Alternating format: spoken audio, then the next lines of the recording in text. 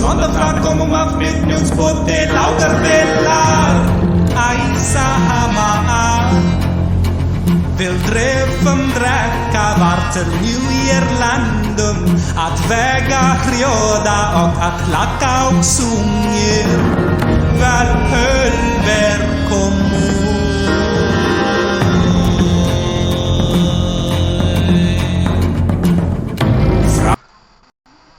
Hello everybody and welcome to a clusterfuck of screens. Alright, hold on a second guys. What is going on here?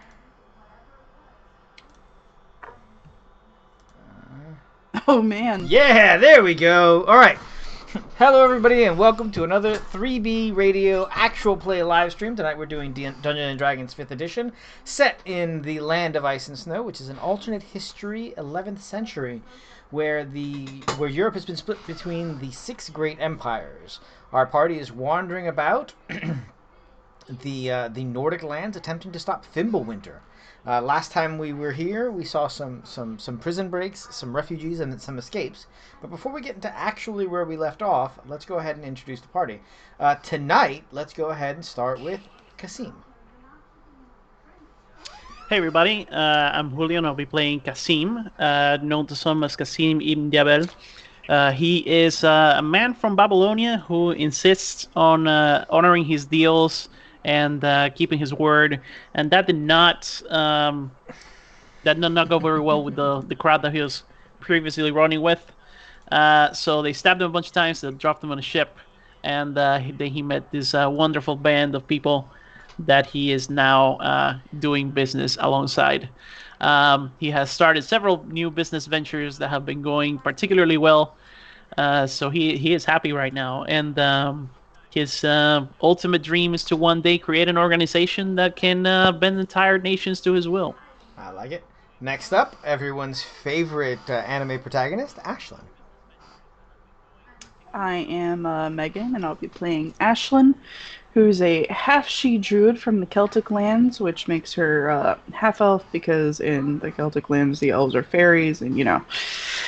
So she was raised by her father's human druid family, and she grew up being very frightened of elves because they told her lots of horror stories to keep her in the village and whatnot.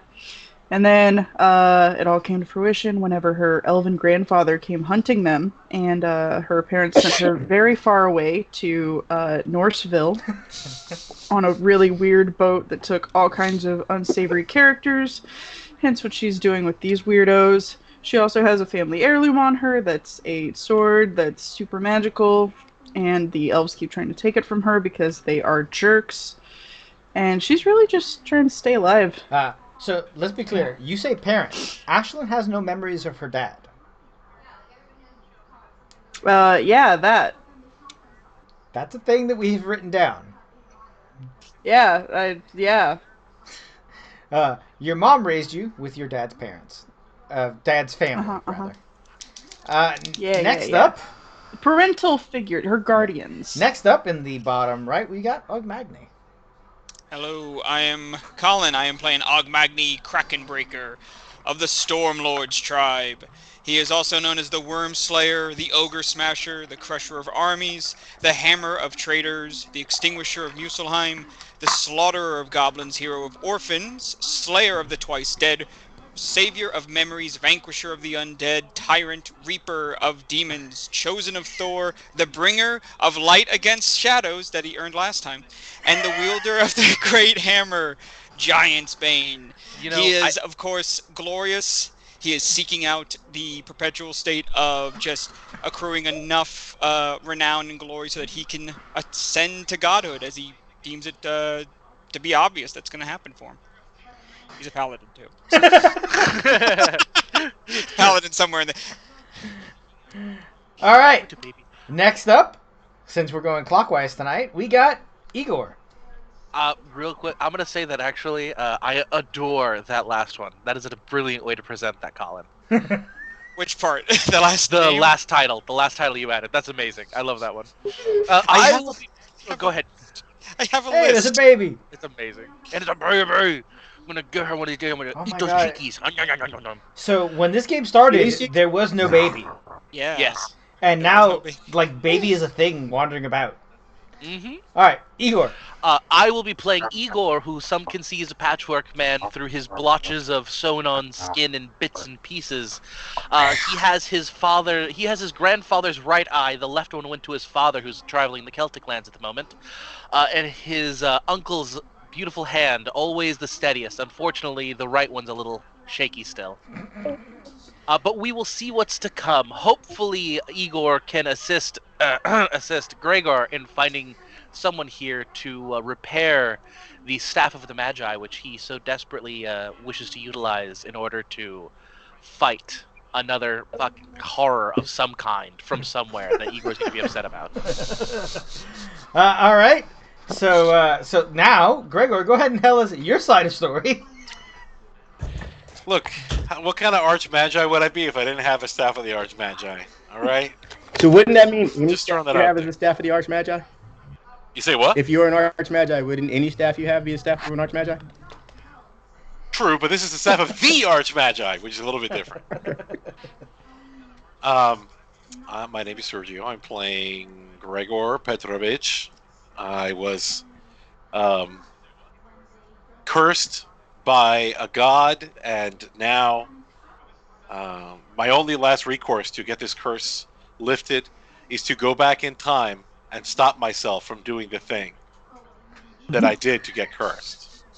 So I'm traveling the lands and trying to master the arcane arts, and then I happen to run into these people who told me they were trying to stop the world from ending, and I don't want to be floating around in space in like the rubble of a planet. That would be bad. So I'd like the world to continue so that I can continue You're with one of it. the idiots who lives there? Yeah. It was a foolish mistake, but unfortunately I haven't been able to remedy All that. right, and last but not least, because he's got his mouth open, and I used to be a server, Delvin. Hey, my name's Oh, Delvin. that's what I meant. They call me Yeah, Davius. that. I'm playing Delvin Ironslade, a Furbolg Inquisitive. We're gonna leave that other word out because I think that. I like that it's 36 sessions and you found a better word. Well, I mean, that's his archetype. He's an inquisitive guy. He likes to find out things and he's curious, and his curiosity often led him to places where he was probably just not supposed to be. And being in those places had caused some issues with the very delicate Furbolg political situation. So the elders of the village decided that he should go and indulge that curiosity elsewhere. And by decided, I mean they bonked him on the head and tossed him on a boat to go to the mainland or wherever, just not where they lived. And he woke up on the same ship that apparently had like a special out for people that end up on boats under nefarious reasons, because there was a lot of us. He ended up learning a lot of things from a lot of different people because that's what he likes to do. I mean, he learned personal interactions from Blood. He learned he's learning finance from his friends here.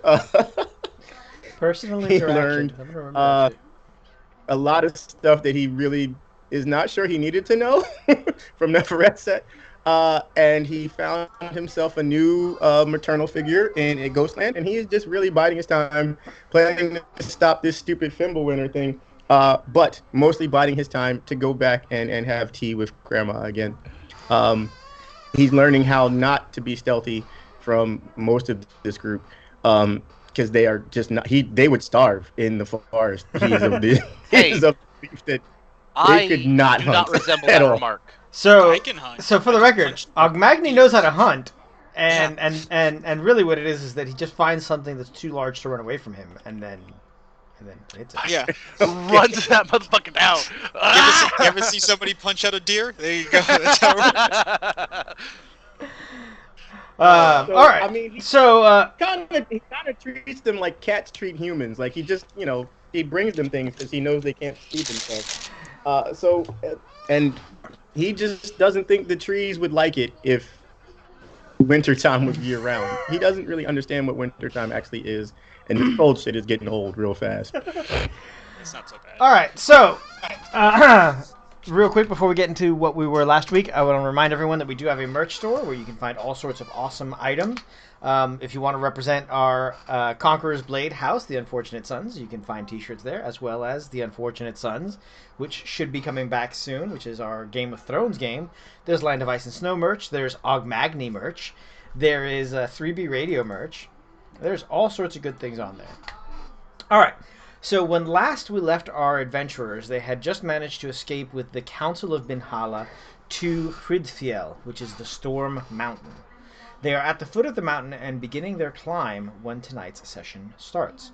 The reason they had to leave is because Binhala, which had previously been home to Kasim's always, and been the sort of home base for the party, had been taken over by dark elves who had been posing as regular elves in the town, up to and including tricking the party to try and acquire an orb of dragonkind. It didn't happen, but when they got back, it was too late anyway.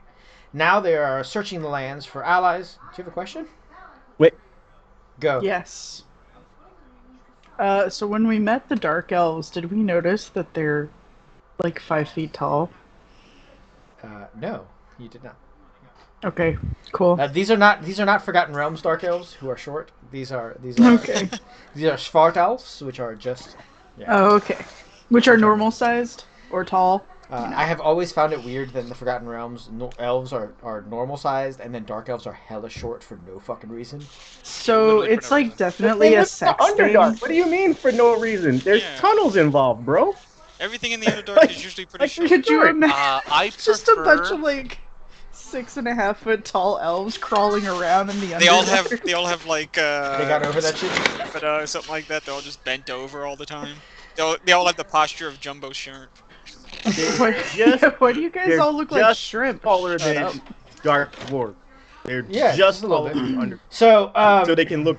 you guys just tall are enough you to look guys are down. now walking up a enormous highway, a paved road, the likes of which none of you have seen. No. Commonly, right? Kasim and Gregor have both seen them in great cities. Alias would have seen it throughout most of the Empire. But this road could have 4 or 5 carts walking side by side it. And as you begin to approach, what you see is a giant gate along the highway, a toll road, a crossbow bolt, and hits the ground at your feet. And from behind a tree steps out a young dwarf with short cropped blue hair and red leather armor. How can you tell the difference between a young dwarf and a not young beard. dwarf? Less wrinkles, I assume. Yep. You get the feeling that blue is not the way. This is an Yeah, academic you get the question. feeling that blue is not the way dwarves normally handle things. You're also not sure if this dwarf is male or female. Are we ever sure? Yes, female dwarves don't have Oh, beards. this is one of those. Oh, okay. Female dwarves don't have Oh, beards. well- This dwarf doesn't have a beard, but its features are still rather androgynous. Greetings. And I'll just say that to him. So the dwarf looks at you and they say, He gets the poof. say again? He gets the poof. Oh, you disappear? Okay. Smoke bomb. Smoke bomb? Smoke bomb? Okay. Alright. You smoke bomb and Before or after Ogmagnu says hello? I imagine... As soon as the crossbow bolt lands. Okay. It's a kid. Do you disappear and then, like, go into the forest? Hmm? Do you disappear and, like, go off the road? Hmm? Okay. You go off the road, Um, and nobody else sees this, but you are now surrounded by 20 crossbow-wielding, two-handed, axe-holding dwarves. That's what. and the rest of us are just standing there the whole time. That's It's very kind of what I figured. anticlimactic. So, the young dwarf says, what is your business in Hridfjell? This I would road like is to currently go through the closed. gates. We're seeking allies. Seeking allies. She laughs. or sorry, they laugh, and says, "Dwarven allies take a generation of younger-lived races to create." At this point, Arn, the Jarl, steps up and he says, "Then it's a good thing that the contracts between our peoples were written in my grandfather's grandfather's time. I am Arn, Jarl of Binhala, and I call upon the old alliances." The dwarf looks at you and says, "You keep strange company, Jarl. I am Glory, and I will Good name. honor the old ways." And you guys, at this point, the remaining dwarves, you guys now have 15 dwarves on each side, with like heavy green and gray cloaks pulled high. You see their beards peeking out. You see some of them are females. But they're all carrying two-handed Can we tell by weapons, their beards? like giant two-handed weapons and crossbows. I like these guys. And they kind of like escort you into town. Well, I'll follow along. they're not behind. trying to take my stuff yet. They are I not guess at I like all them trying too. to take your stuff. At this Excellent. point, you see Glory. A bird lands on their hand. They whisper something to it, and the bird takes off. About 2 hours pass, and you guys arrive at the main gates of Hridfjell. Now, understand that these gates are like Erebor. Like these are like 60, 70 foot tall gates made of stone, every inch of it covered with dwarven histories. This dwarven hall has been here since time immemorial. And at the gates, you see for all of the youth that Glory has, this dwarf has age. This man was old when Gregor first started to learn magic, before everything went wrong. And he says, "The old ways have been called forward. You will each be given a home in Oplandheim, and a meeting will be made with the Council of Elders. Do you have any other needs?" I do. Any of you can give me a knowledge history roll. Okie doke. Do I have it?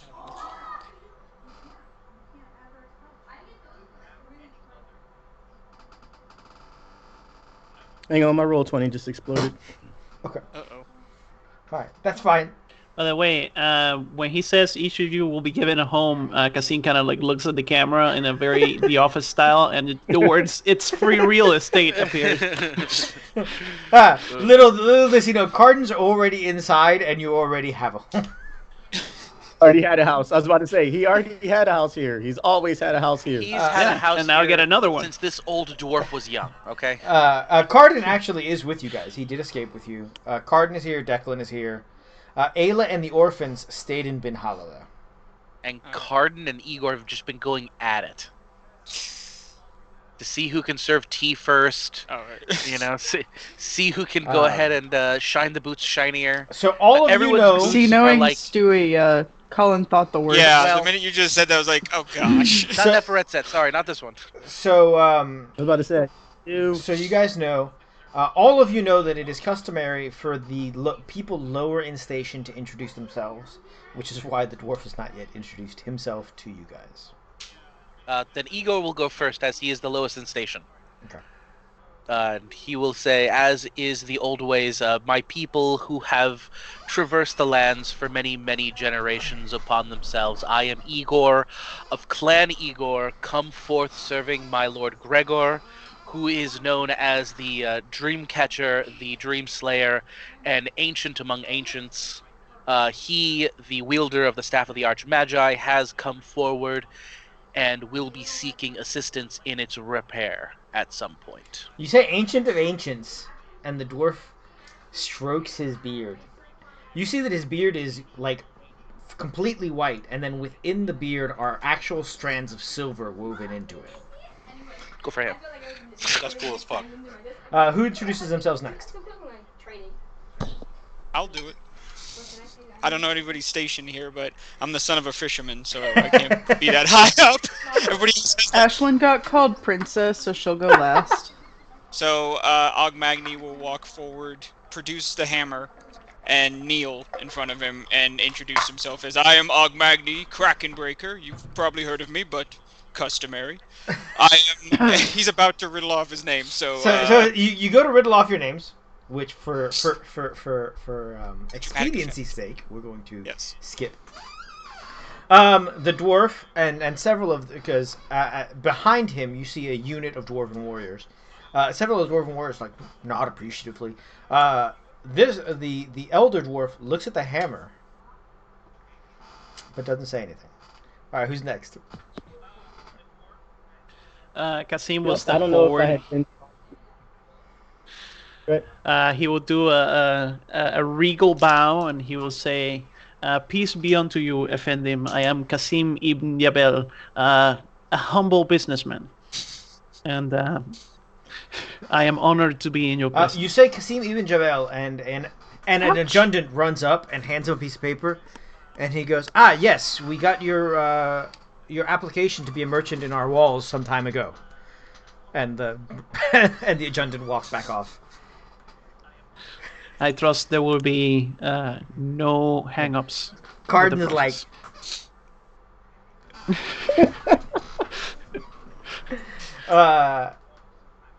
So Gregor, Delvin, and Ashlyn. Delvin kind of appears Okay. like in a very his usual distracted ADHD. Hi, I'm Delvin. Good. I'm with these guys. Good enough. And then goes back about like studying the walls and the doors. Like that's pretty cool. So the elder dwarf is now looking at Gregor and Ashlyn, who are then looking at each other.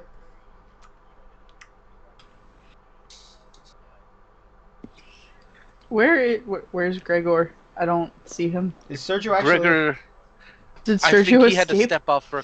Oh, we What, can't I'm right see here. you in the thing. You're gone. You have. Oh, is my Yes, camera he's a being weird? vampire. You're so camouflaged. No? Yes.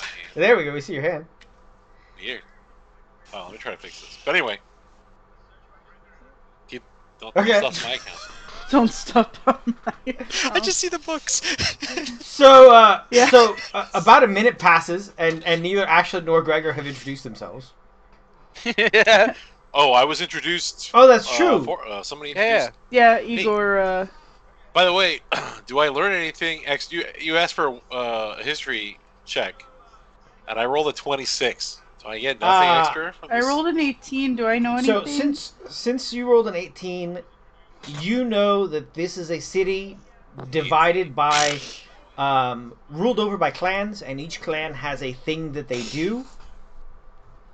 And it is presided over by a head, like the clan leaders vote amongst themselves, and every 50 years a new election happens.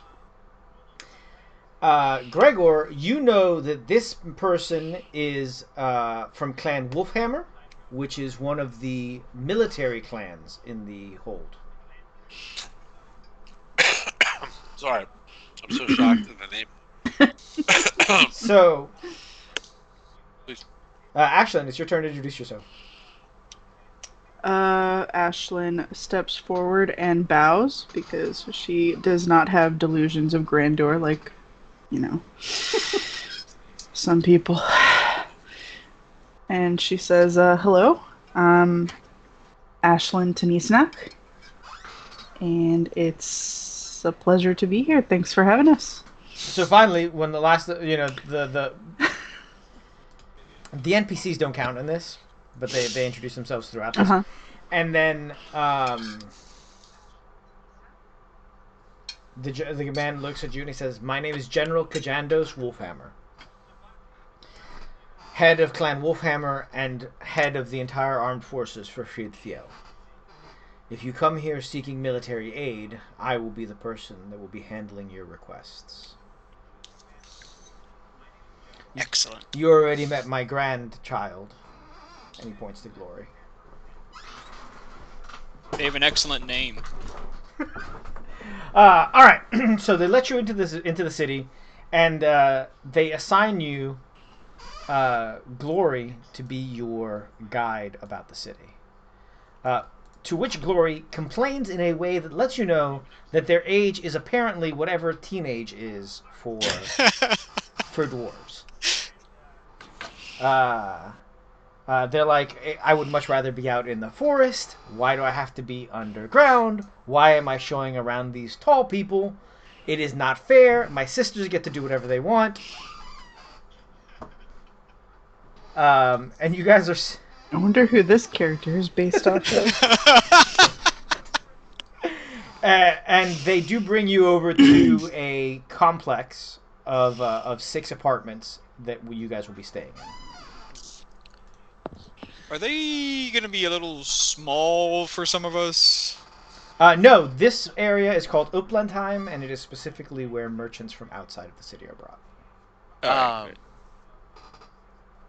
Okay. I will spend the next hour rearranging Gregor's room. For Feng Shui? Okay. That's it. I'll take out my bag and I'll open it up and I'll ask them if they can remove everything out of the room. And then little by little, Igor will take out, his bed, his pillows, the banisters, his library desk, his bookshelf. So you ask them to take everything out of the room, and they do. And they think it's weird as shit. Could I ask Glory where the nearest, where their temple to the gods are? Specifically, obviously, of the Nordic gods, where it would be located. Glory laughs at you and says, depends which god you want. Acer's Bluff. The hammer would give it away. Acer's Bluff is the best place if you wish to commune with all the gods. And if you wish to commune with the greatest of them, there's the shrine of Sindri and Brokar.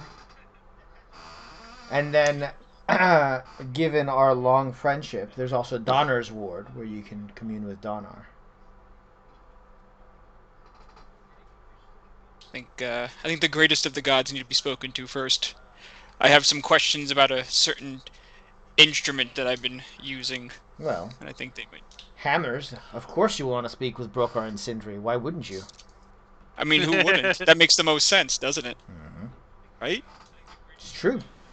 These guys don't know, but, So, they look at you and say, well, they have a map, and they point it out, and the shrine to Brokar and Sindri is actually on the northern edge of Acer's Bluff. Yeah, buddy, it's been a year. The map does have these notes on it. There's Acer's Bluff, Donner's Ward. Colin, without any history roll, you know that Donner is the dwarves' name for Thor. There's Tavern Row, which is this long street, which is literally like 15 taverns in a row. Yes. The merchants He wants to do a pub crawl. You will not survive to the end. The Merchants District, which is where a lot of the guild houses and homes are. Gilder's Terrace, which is where the actual craft areas are. Tinkertown, which is a small area where some gnomes have set up shop. And Drakskala Keep, which is Dragon's Skull Keep, which is where the Wolfhammer clan lives. That place sounds the best. Then along the river is how you get to the mines. A park or anything like that? Say again? Is there like a park or anything like that? Is there like a park or anything like that? Like a central park area type thing? Like a large right place here. with a lot of trees? Sounds like elf talk. A lot of glowing stones trees are made for burning. through. There is a park, but that park has no trees. That ain't the only thing in the park. That's all I'm saying. This park over here is actually That ain't the only bioluminescent thing in the forest. bioluminescent fungi and crystals. So there's nowhere with trees. Yeah, you have to go outside for trees. But you can go outside whenever you want, and Glory would be happy to take you. Nah, yeah. two birds, one stone. I'd like to get to talking with her about stalking, hunting in the trees, and wander back outside amongst the foliage if it's not gonna get her in too much trouble. So so Glory's definitely they them, but Glory tells you that. They them. Yep. Glory tells you that I make the mistake all the time. I still make that mistake. Glory tells you that it's easy to be a hunter in the Celtic lands because prey is so abundant. When you're in the upper mountain areas, then you have to really know how to stalk because prey is hard to come by. And they tell you that they will happily have a hunting competition with you to see who can bring back a red wolf pelt. That sounds pretty fun. So I should have at least one of the stones left with the carved roses that I was giving out to the kids. Mm-hmm. I'll put that in front of them. Okay. And the problem isn't usually for me remembering the they them. It's the automatic sir ma'am that I put at the end of sentences that gets me in trouble because it's punctuation. I don't think about it. Like, I was it's raised in not the even South. a It's the word, same thing. and it gets me in Sir trouble. or And ma'am. That's because I was like so blah blah blah blah blah. Yes, ma'am. Wait, I mean, fuck. Like, yeah. So yeah, but I'll put the rose up against whatever she wants to put up, and Okay. So they say perfect. And is this a first to bring the red wolf pelt back, or only one should be able to bring back a red wolf pelt? Is what she's saying. Is what they're saying. They tell you first to bring back a red wolf pelt, and if we tie, the best pelt, obviously. Fair enough. So you put up the rose, and so what they put up is actually a opal that emits light like a lantern. I want It's really cool. All right. You just kind of shake it, and it starts to light up. Okay. All Put right. on like a necklace or something. So that's what Delvin and that's what Delvin's working on. Delvin, I'm gonna come back to you every so often, and we'll roleplay you like stalking through the forest. I love that. That's perfect. Ogmagny, Glory's like, oh yeah, I'll totally take you. And then Delvin's like, you want to go hunting? And Glory's like, yes, I do. Like throws the map in the air. Oh. I like a little excursion on my own. No worries. He's just like he's like a kid. Like he knows he's gonna go. I'm like, can I go now? Can I go now? Can I go now? Glory listened to their grandfather for precisely 15 minutes. Which may or may not be a record. How art Impetuous. imitates life. Whatever. So Ogmagny, you're gonna wander by yourself? Yes. Okay, so are you going to Donner's Ward, which is where the temple to Thor is, or are you going to the shrine of Brokkar and Sindri? Oh gosh, I should. Well, isn't Donner's Ward first? If I take like the big path up. Yeah, and it is actually. This is true. Okay, so I'll visit Donner's Ward first, and then pay my respects, and then move my way to Cinder and Brokkar's. After Brokkar and Sindri. that. Okay, you said Sindri and Brokkar first. That's why. So, me. Beep. Brokkar and Sindri, yes. So those are the Smiths that created a lot of the Norse gods' treasures. Yep. I remember that. Yeah, look at all you guys Yeah. subscribing because it's a new month. All right, so so you start passing through, and you come to this middle island, and you see that it is very literally an immigration checkpoint. You see dwarves in armor, and people are getting like their cards punched, but everyone going north is a dwarf with very few exceptions. So when you come to the front, a bald dwarf with a bright red short beard that's been ponytailed into four, Nice. with a chainmail shirt, looks at you and he says, "Reason for entering the north?" Paying tribute to Donner and to Brokkar and Sindri. Specifically questions. He kind of looks up at you and he says, "Aren't you a wee bit large to be worshipping those gods, Jotun?" I mean, Aren't they the greatest of the gods? He smiles, and you see he's missing a tooth, and he says, "That they are. I'll tell you what. You don't have papers, but I will let you go if you take this." And he pulls from his pouch a hand-forged penannular brooch to the shrine of Brokar and Sindri. It would be an honor. Thank you. So he lets you through. He actually makes you papers, so now you have a way to thing. Oh, nice. And you get to Donner's Ward, and you see that Donner's Ward, this large circular building, is the temple to Thor. And it is covered in statues of a dwarven Thor battling a variety of creatures through the mythologies. Do I recognize these? Like, yeah, obviously. Oh yeah, the stories are absolutely what you know as.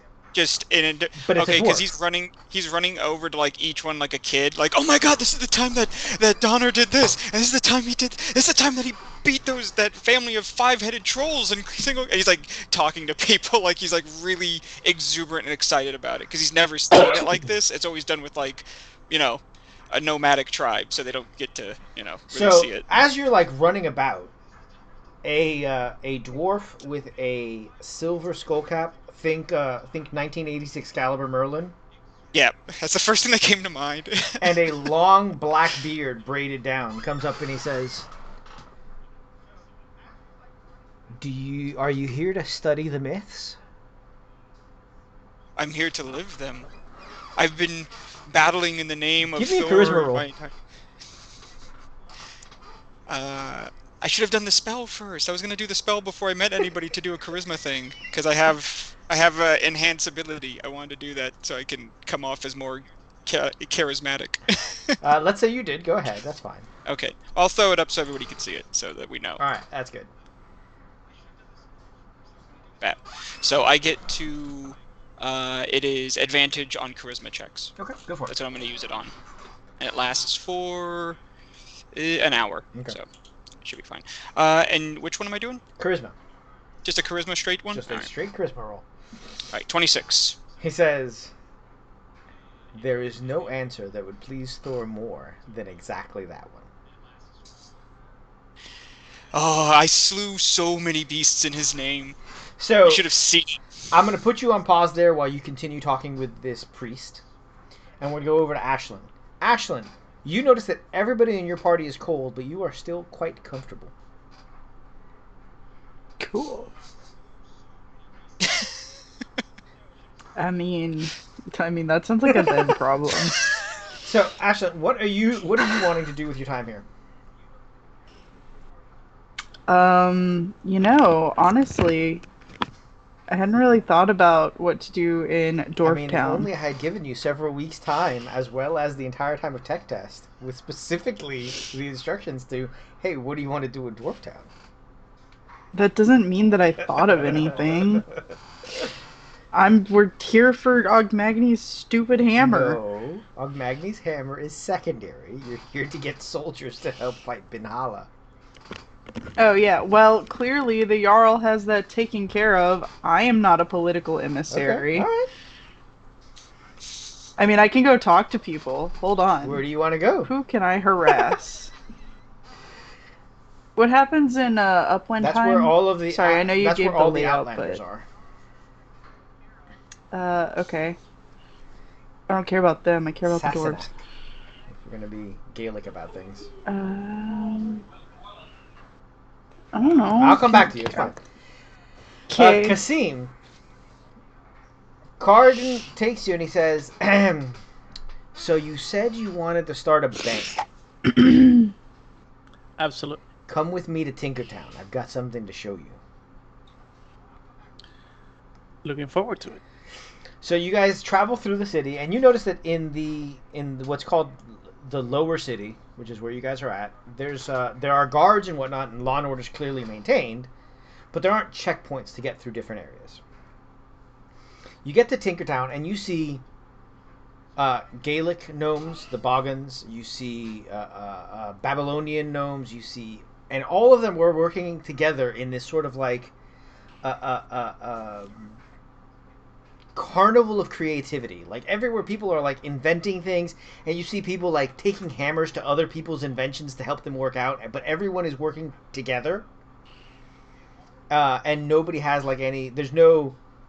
Nobody's like, no, that's my invention. Everybody's just like, oh, let's invent together.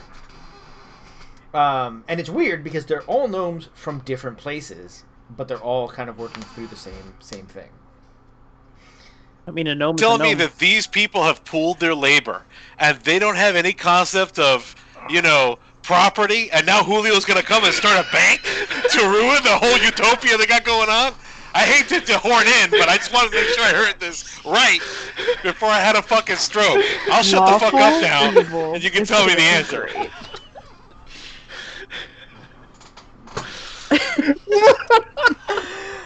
We might have upset our communist. Look at I am look not at the here to joy you corrupt. brought I am here him. to enhance, my friend. To enhance. This is the equivalent of that like scene with Bernie where he stops talking. He goes socialism. He's so happy. Look at him. This sparks joy. So you get there, and he kind of takes you to a back room. You see that this whole area is steam heated. It's just like very nicely set up. But he takes you to this back area, and you see a Babylonian gnome, and he says, "Oh, Cardin, you're here! I'm so glad. Let me show you.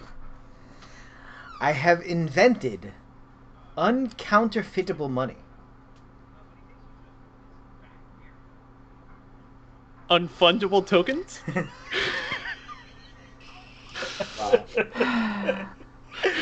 And he takes you into a room, and you see that this room is creating coins, and inside each coin is a chip of gem, which is the actual value of the coin. The coin itself is lead, but it gives the weight and style of the coin. Each coin actually has its real value, and so there's no way to counterfeit it.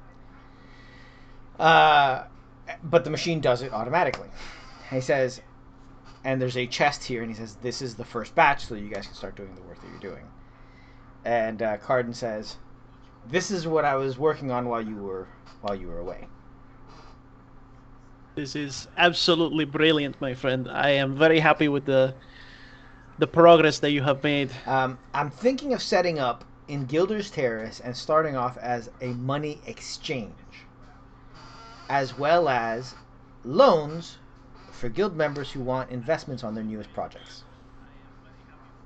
Absolutely. The three main things that we need to worry about are security, and I believe the word that the young ones use is hype. Hype. That's two things. I said the first things. First things. He says, Three main. he says, he says, well, for security, we've gotten a building, and we're bringing in our own security. For hype, that I'm not good at. That might be your own thing. I'm sure there are recruitable youth around this town that we could possibly hire for a modest fee to run the ward. As soon as we have a couple of hundred urchins, spending our coins in different stalls, we will have established a good baseline for this business to take off. Excellent. I will get on it. And he says, tomorrow the bank will be ready for you to see. Excellent. Thank you so much, my friend. All right. So Gregor and Igor, what are you guys working on? As I know, Gregor has a very definite plan for how he wishes to proceed in finding someone to repair the Staff of the Archmagi after I have, set up his bed and laid out the copper bath and filled it. This is the group that I have the alchemist jug with, right? Yes, it is. Okay.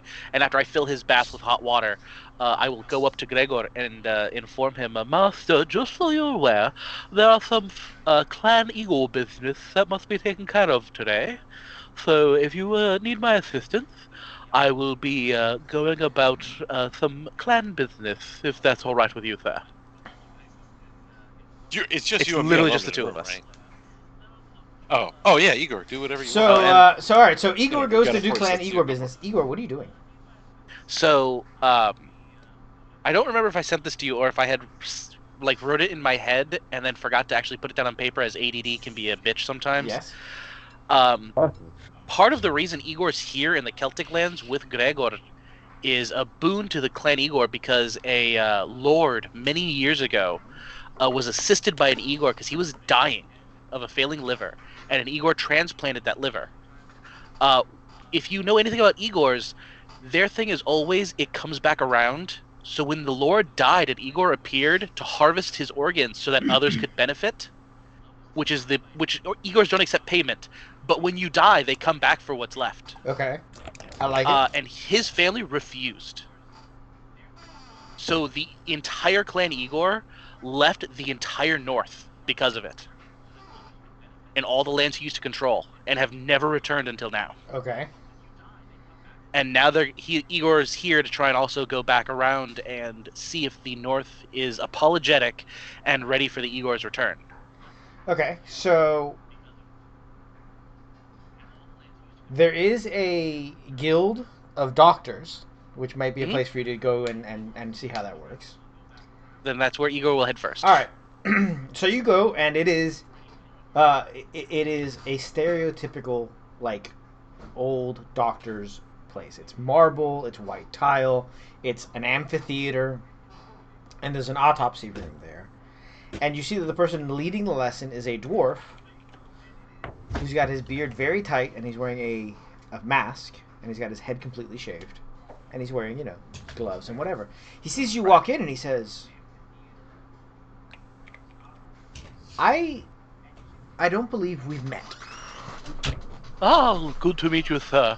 I am Igor of Clan Igor. He furrows his brow and he says, Igor, the ghouls, the organ harvesters.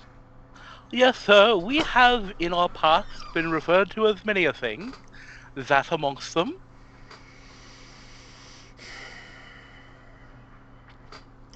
I'm not against organ harvesting and transplants as long as everyone is willing. I am also not against organ harvesting and allowing perfectly good bits and pieces to rot away in the ground so long as they're willing. What can I do for you? I came to observe, sir, and see what's going on. The clan is thinking about moving back north, and I've been sent as an emissary to see if we're actually needed anymore. Anybody with medical knowledge is very needed. My clan is one of the smallest here in Hridfjell, and there are not many doctors. Everyone depends on the magic of the gods, which is good, but it should be supplementary to the science. Igor agrees, and he's like, well, if my assistance is needed, I am here to assist in any way possible, sir. I've also brought, as you know, as you have referred to, extra bits that people may need, if it's so required. He says, well, I'm about to perform an autopsy on a fallen Jotun, if you'd like to observe. Oh, please, yeah, of course. And Igor will go to the back, as he knows the front is for students and whatnot. So you see only 5 or 6 students walk in. Interesting. And they begin the autopsy. All right, Gregor, what are you working on? I've got to go talk to the leader of the Yes. Hearthguard. Right? Then that's what I'm So going to what go is do. your plan for finding this person? I'm going to go find the Hearthguard and then ask them to talk Okay, to so the like you leader. go outside and you're in To your this leader. district, Uplandheim. You see humans. Oh, by the way, I'm casting comprehend language Okay. before I do anything. You see humans. You see elves. You see a Dampier. You see a variety of people walking about. But you also see several dwarven guards. All right, then maybe I should ask You one walk of them. up to a dwarven guard. When you walk up, he immediately says, sorry, give me a second. I have a dwarf name for this. I have. Do you have I a his what name for there. this? My name is Bodvi. How can I Oh. help you? Budvi, I am looking for the leader of the Hearth Guard. That is an appointment that needs to be made. A how do we say a boon that must be requested. She's incredibly busy. The Hearthguard are one of the 2 elite units that defend our city. I'm sure that she's very important and have very important things to look after, but I do need to see her. Are you part of this Hearth Guard? No, only women can be Hearthguard. Interesting. All right. Well, I'll make note of that. Where can I go to find the headquarters, perhaps, or where is this leader most likely to be? And what is her name? Drazda. I like it. It's a good name. Drazda can often be found in Drazda. the lands, in the homes, in her home, just south of Draxala Keep. All right. Along the main avenue. Yeah, Do I have a map? Everybody's got a map. Do I know? Oh, amazing. Fantastic. How far is that from here? I mean, it's about a 30-minute walk, give or take. Okay, Phantom Steed. Okay, so you Phantom Steed, like, you're like, oh, thank you. Boom. Bodby's like, you're welcome. You get to the steed, you get to the center, that immigration checkpoint that I told you about. And the red-bearded dwarf says, sir, you have to wait in line. I mean, do I have to wait in line? This immigration center is where? Right in the middle of this bridge? No. It's this building in the middle of it this is. bridge. And which side? Well, Yes. we're in the merchant district. Aha. And I'm trying to get to... This building right here. Oh, marvelous. Can I tell him that I'm too rich and important to wait in a line? That I'm too old to wait in a line? I don't know. Which one do you want to try? I need an appointment. I'm too rich, noble, and old to wait in a line. You actually with have the these other noble people. background, right? And my... Okay, so give me I do. a persuasion check, and I'm gonna give you Oh, advantage God. on it because Still you have the winning. noble background. Oh, por lo menos. Thank you. I appreciate that. All right, here I go. Persuasion, baby. Just a straight roll. Here I go. Rolling. Hot diggity Never has dog. an advantage been more wasted.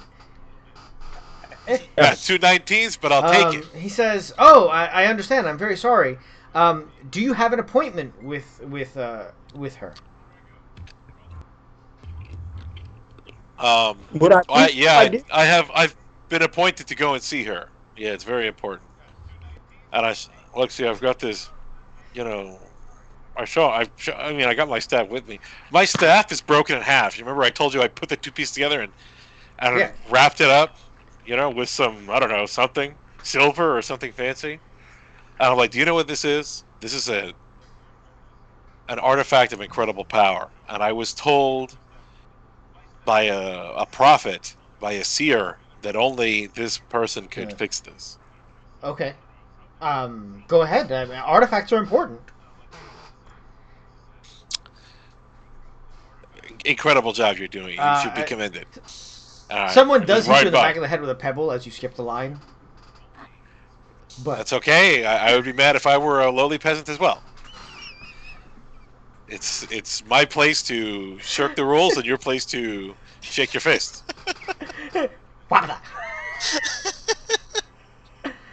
So you ride through and you arrive at this home. You see that it is it's actually a fairly nice house. And out in front there are 2 female dwarves in heavy armor with shield, a tewaz on the front, and they're carrying hammers, but like they're blacksmith's hammers that have been made for war. Got it. I walk up to them. I give them polite bow. Say, I'm here to see Drazda. My name is Gregor Petrovich. They kind of look at you and they say, "You're a wizard." I'm wearing chainmail. How do you know that I'm a wizard? Damn it, I'm tired of being profiled. They say you're a wizard, and you're carrying an artifact. Mind you, I'm riding a magical horse, like a phantom ephemeral. How dare you assume my class? Yes, I am a wizard and I'm carrying an artifact. This is true. How do you know? It is our job to know everything that approaches our Lord and Lady's home.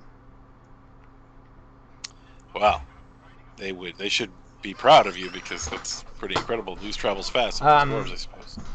Slow at everything else, but quick with Lady Drazda is not present at the moment, but you may speak with her daughter. Okay. Well, I suppose it would be rude to not accept that to speak to Drazda, but okay, fair enough. Let's go. So you walk in, and you see a young dwarf, younger than Glory, wearing an apron dress and like turtle brooches, the cascade beads, the whole 9 yards. But her hands are calloused, and you can see that she's obviously a warrior and would rather not be wearing a dress right now. Nice. And she sits down in a chair and she says, "It is my pleasure to welcome you to my father and mother's home. How can I help you?"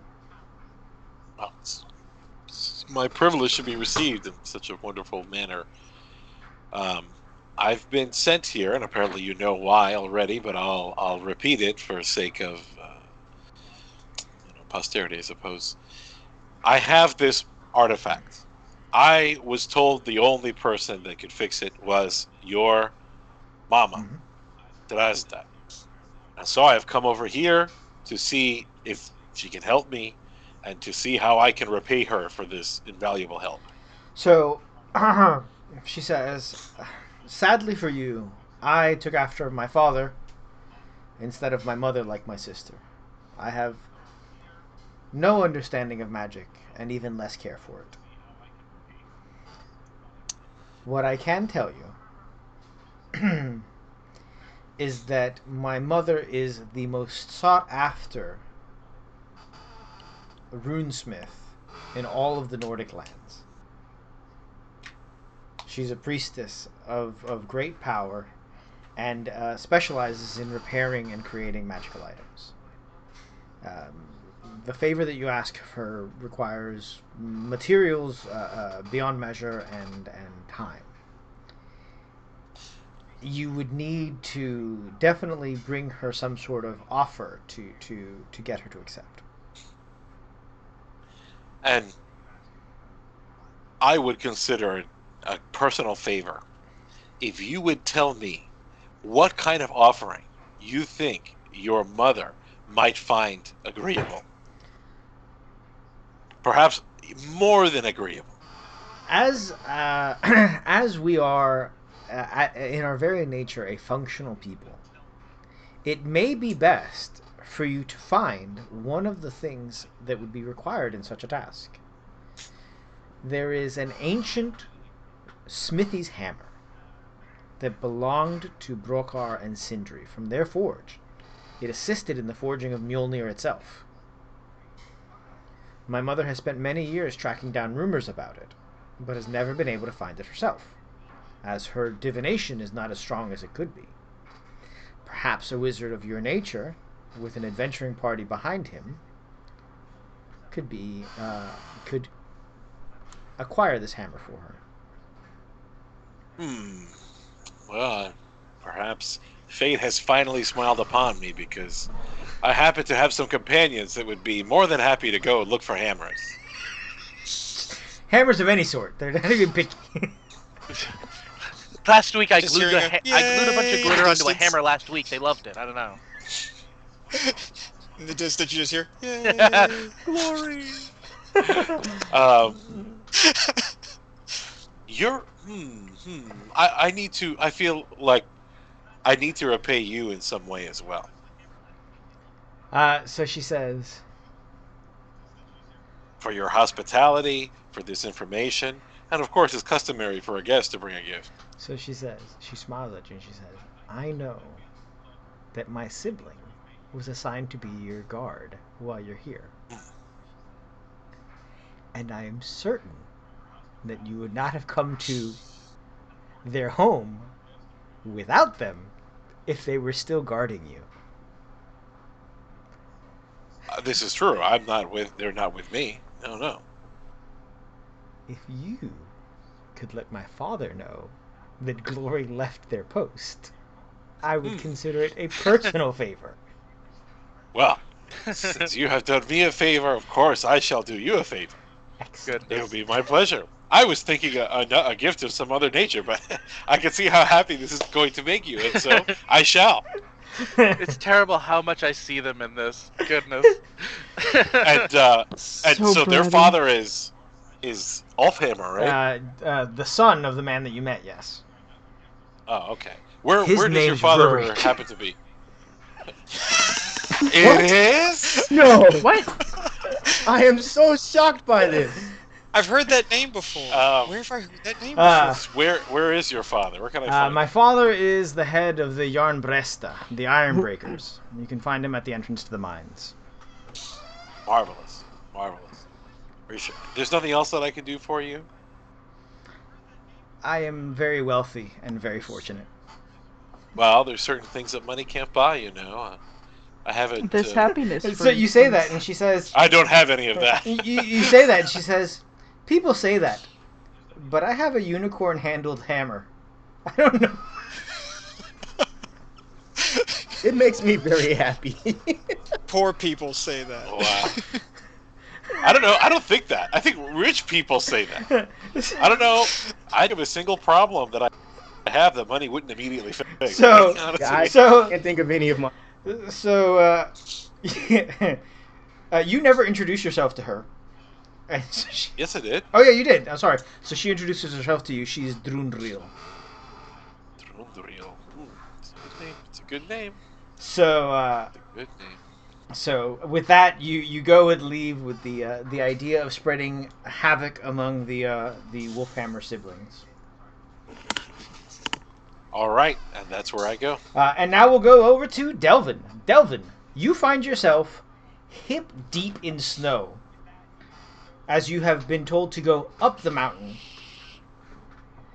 And as you're up in the mountains, you see that there is not a single tree up here that has not been struck by lightning at least once. Understandable, it's highest point.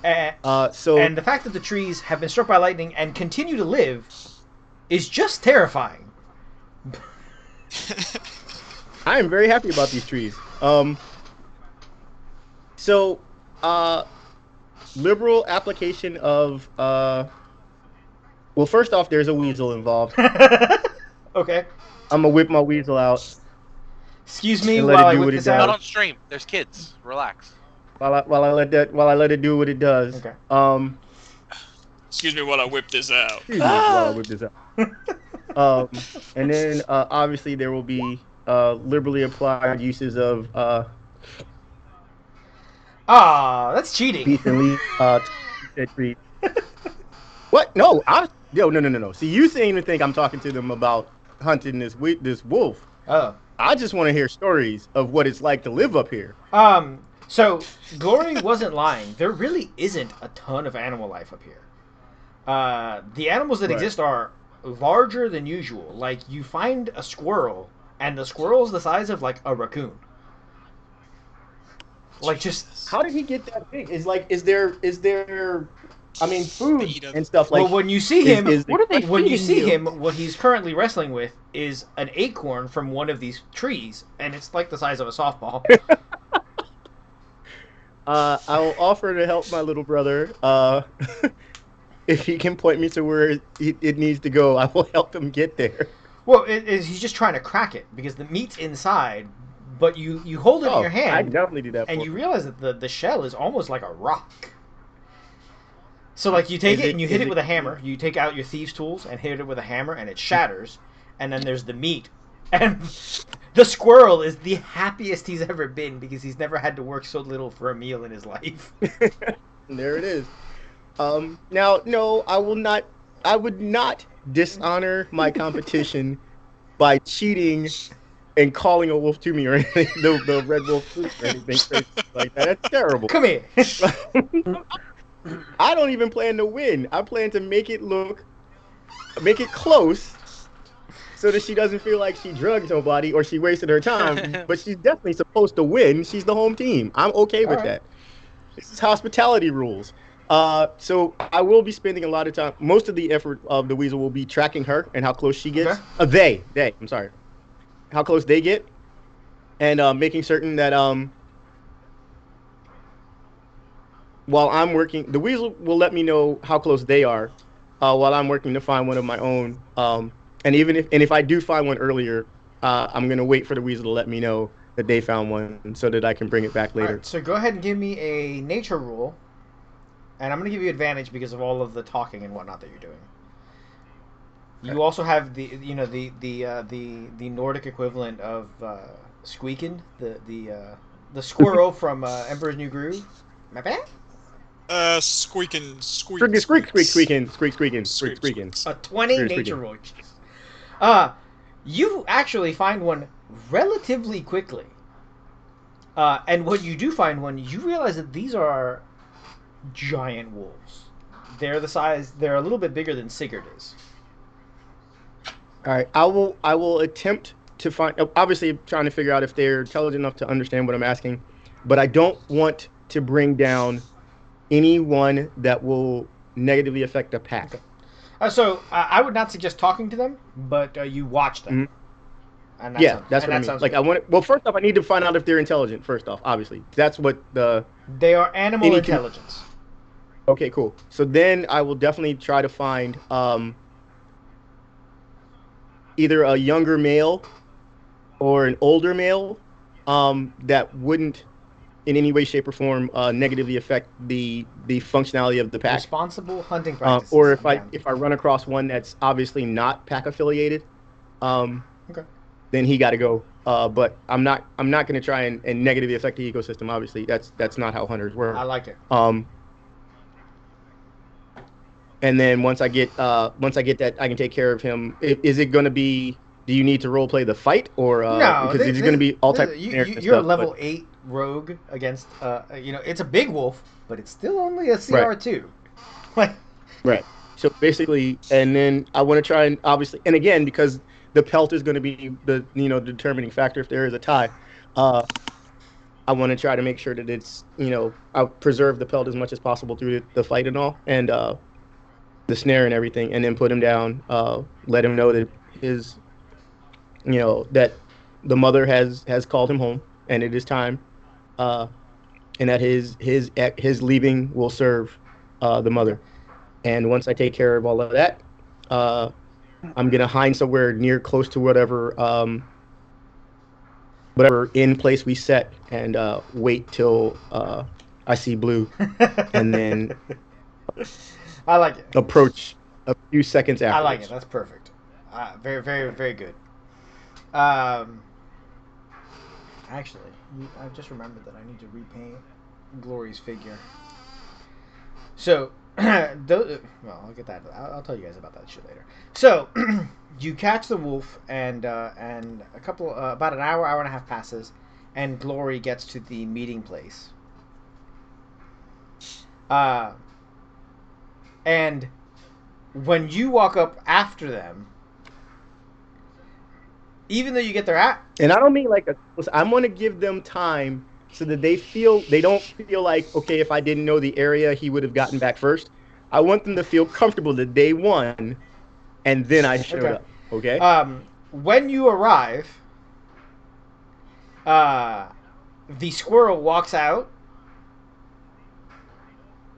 and talks to Glory real quick, and then walks off. And Glory's like, all right, I see. I take back what I'm gonna tell it. I take back what I said about the Celtic lands. Squirrel. Snitches get stitches. I take back about what I said about the Celtic lands. You found it, and you respected our lands in the best way possible, and I greatly appreciate that. Since you took so much effort into making sure that the rules of hospitality were met, I suggest that we exchange gifts. I would greatly appreciate I that. will also get the pelts prepared, and you can have yourself a red wolf cloak. Be mine. Thank you. I have not gotten to actually hunt in a very long time. Last weekend's festivities were close, but I knew where the prey was, and it wasn't trying to get away from me.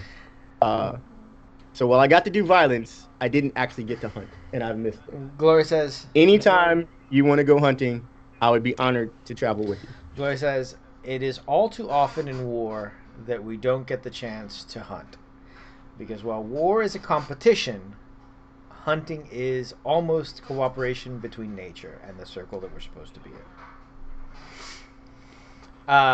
And so, write that down. And so you guys, I want them to visibly see me write that down. Like, I like. so you guys go in, and you guys go into the town with the pelts. You drop them off in the guild, in the Tanner's Guild, and then they take you through the immigration point to a tavern on Tavern's Row that you would think was decorated by Gaston. It is antlers, it's horns, it's pelts. It is the name of the tavern is called the Ranger's Bow. But the sign is someone bowing, so you're not sure if it's bow or bow. And what you see is a lot of those old grizzled dwarves that you saw outside are in here now, and all of them greet Glory as if they've known them forever.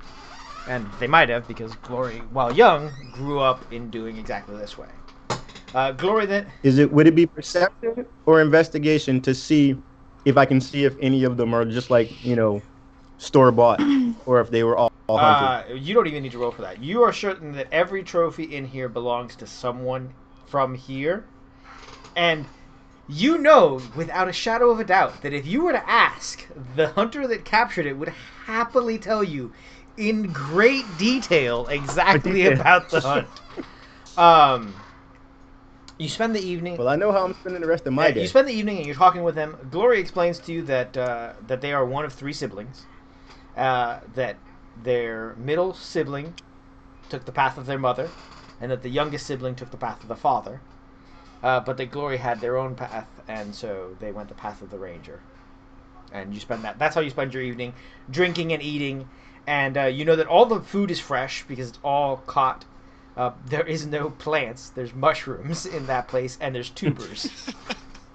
I don't like green things. It is a restaurant after my own heart. Lots of cheeses, lots of good beers. But you have a great night. In a way that you haven't... I'm feeling the constipation now. No. They're that's what they're good for. You have an evening in a way that you haven't had with other hunters since you left the Celtic lands. All right. Ashlyn, what were you doing? Oh, that's right. I never... All right. That's right. I skipped you because you said you wanted me to. Do you need more time? So, are there libraries There here? are several libraries. Each of the guilds has their own library, as well as one maintained by the temple. Ashlyn would like to quietly go learn about elves. You're definitely going to want to go to the. Specifically- You're definitely going to want to go to the temple's library for that. She'd also want to see if she can find any family trees. Not that she expects dwarves to be keeping tabs on knife ears, but just in case You they are do. entirely incorrect. There's an entire book keeping detailed track of elven family trees and what elf has fucked over which dwarf. Oh, Because the excellent. only way to know who Lot still of- owes you when one of them dies is to know who their kin are. The ancient book of grudges. Excellent. A lot of red checks. She wants in it. that. That's what she's going in to So look you for. go to the immigration point, and the dwarf stops you And the dwarf is like, "You're an elf. Like you go through the line, and he says, you're an elf. What do you want?" To go to the library. At this point, you feel yourself semi-possessed by your sword, and a male voice comes out of your mouth, and it To go to and the it library. says, "I am Baramag of Clan Whitehall, and my alliance with your people is older than Hridfjell itself. We fought in the Giant Wars." Older than Hridfjell itself, you said? Hridfjell itself, yes, Storm Mountain. That And the dwarf kind of like looks at you and says, "Why is your sword talking to me?" you asked. But at this point, like, the dwarf takes a moment, thinks about it, and says, "Hey, Puff." Dwarf takes a moment, thinks about it, and says, "I remember the Giant Wars. If you fought in them, you look great for your age. Thank you. I get that a lot. Go ahead. It's the first time you've come somewhere and weren't called a half-breed or anything. No one was mean to you." That's so nice. So yes, It's so nice to deal with not racists, Yeah. she says as she walks away. oh, don't worry. If you were Alfar, I would have had even more problems. So you walk by, you go through.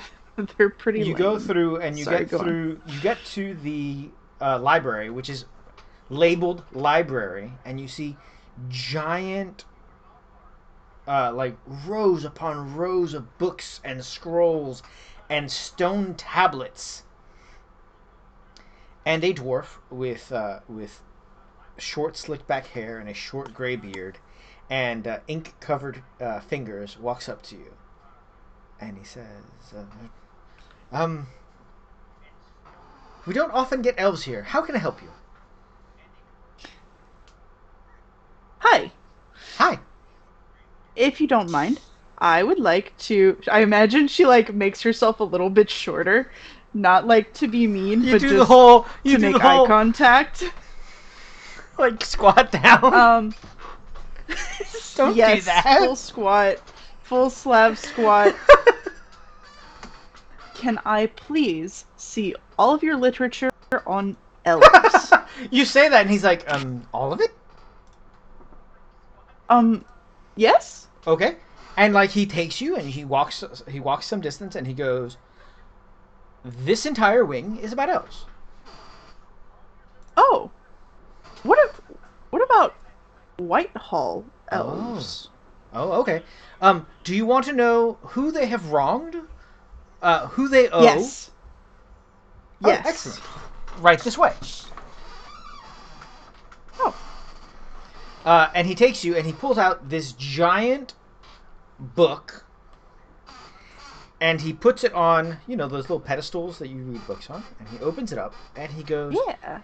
and he opens it up to the last page, and he says, "Right here, you can see that the most recent grudge was cleared not by a Whitehall elf, but by a human claiming to be kin to Whitehall." What's his name? Declan.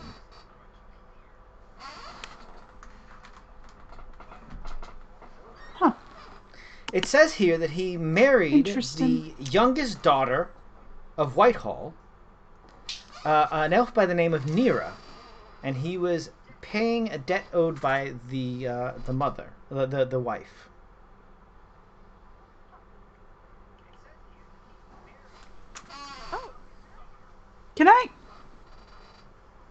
Can I copy this? Can I? Is there parchment here? Can I He have a says, scroll? "Well, they don't call." I have money. He Hold pulls on. out scrolls and quills, and he says, "Well, they don't call me Fredgar Quilldipper for nothing." Ye old Xerox. He says, "Would you like to copy it yourself, or would you like me to?" I can do it. I might be a no, while. carry on. He says the debt, Thank you. if you're interested, was incurred because she asked a favor of us, even though her father is considered an enemy of all dwarves everywhere, forever, period. And he points out to the line, and it literally says, enemy of all dwarves, forever, period. Enemy of all dwarves, forever. Period. Everywhere, forever. Period. Everywhere, forever. The Period. Lord of Whitehall, and he turns to a page, and you see that it is a page of just debts carried out by your grandfather. They call him Pointlessly Tall, the botherer of goats. What did he do to the goats? The beard thief. They really don't like them. A beard thief. Oof. That's a serious charge. Yeah. So you sit down and you begin writing all these things down. You find out. You know that your mother's name was Nira. You now know that your father's name is Declan. You find out about your grandfather. You see that your mother has absolutely no grudges whatsoever, which makes her the only Whitehall elf in history not to have any grudges. You also find Auntie Viola. Auntie who? Oh, Auntie Viola. Doesn't have any grudges, but does have business dealings, and that she died before she was able to pay some of her debts, which led to grudges. You know, that's how that works. So, any questions that you want asked directly? Ashlyn while you're can't copying tell. Ashlyn's totally gonna tell Auntie Viola on Auntie Viola to Delvin. It says that she purchased a set of dwarven cutlery, and that she never got the chance to pay for the order. Oh, well, I'm interested in that. So you're writing it down. You notice that it's very weird reading history through almost like a ledger of checks and balances, and specifically ways that your family has pissed people off. They sound like a contentious folk. All right, so Ogmagni. Yes. You finish up speaking with the priest. You guys have gone over the myths back and forth. His myths involve a lot less smashing giants in the head and a lot more smashing giants in the knees and then smashing them in the head. I mean, as long as it's done. Like, it's potatoes, right? You know? So, but you guys go back and forth for some time on that, and then you head over to the shrine. Go ahead. Before departing, could I leave a token of appreciation? Yeah, absolutely. In that, I don't know how rich the dwarves are in comparison to us. They obviously have way more money than we do, but I'm still gonna give him 10 gold pieces. I don't know if that's good. This is perfect. This will buy a bottle of mead to pour over to feed to one of the statues. Very good then. I don't have much more. Sorry. So you go through and you get to Acer's Bluff, which is it's a bluff. You know, it's a raised piece of land, and you see there are shrines to all of the Acer, a couple of the Jotnar, a couple of the dwarves, and even one elf. He's all right. And Can I find in the back, you see the Yes. shrine to Brokar and Sindri, and it is a massive forge that is ever burning. And you see that people are coming into the shrine, working on something, paying, like giving an offering, working on their craft, and then leaving. There's a dozen anvils, but everyone brings their own tools. I don't have any tools, but I do have a hammer, so it still counts. I will walk my way over to it. As you walk up, a small blonde-haired, blue-eyed dwarf walks up to you and she says, "Nope. Stop right there. Okay. No Jotuns."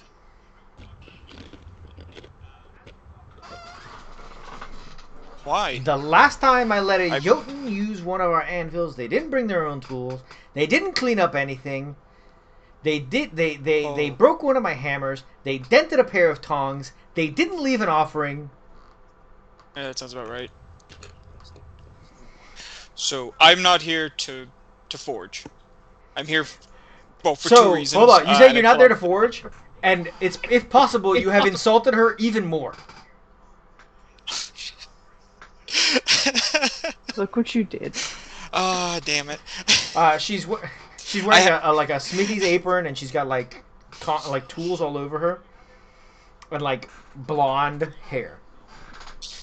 Well, not meaning disrespect about not forging. I don't have the skill as you all do. I fumble and I break things. I cannot create like you This is can. why I know Jotun. Obviously. Yes, obviously. we beat things up mostly with our hands until we could find a rock, you know? But I have questions about this, and I pull out Giant's Bane. I show it to her. She squints and looks at you. Do you know who you are? I am Ogmagni Krakenbreaker, bringer of, and I'm gonna go into a dialogue unless you stop me. Hit her with the title.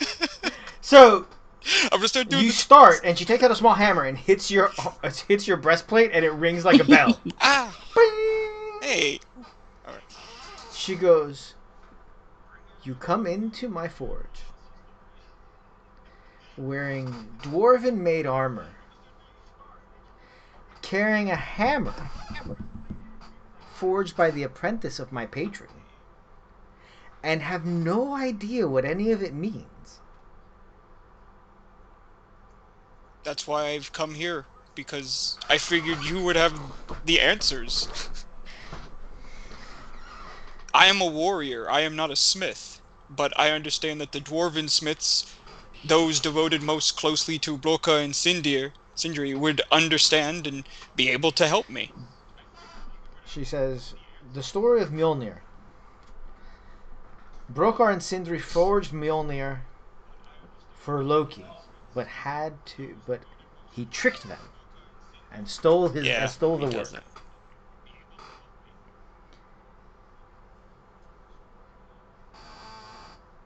Since then, we take payment in advance.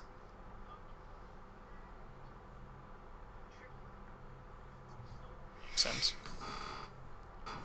What do you offer me for the knowledge that I seek to impart upon you? Scion of Sigurd, child of Thor." It's not much, but I can offer you this, and I pull out Tempest Bringer. It was my first forged weapon, and it has struck down great worms. It has defeated necromancers and sought me. I'm hearing an echo. Oh, there's an echo. Sorry. Yeah. Okay, it's gone now. And helped me find this weapon in the lands of Muselheim. She looks at you and she says, "You know what? Giving a weapon back as a scion of Thor, even though it's not as mighty a weapon, could be considered a step towards repayment for the thing done to her ire. I will accept this. Thank you. However, this is only part of it. My name is Wiril Drazda's daughter.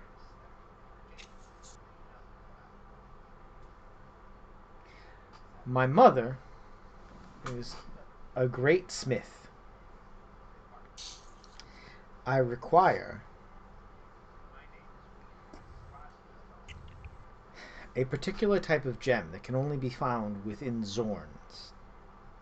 If you have some, I will be able to enchant my anvil, and I will tell you anything you need, including how to unlock the remaining powers of your hammer.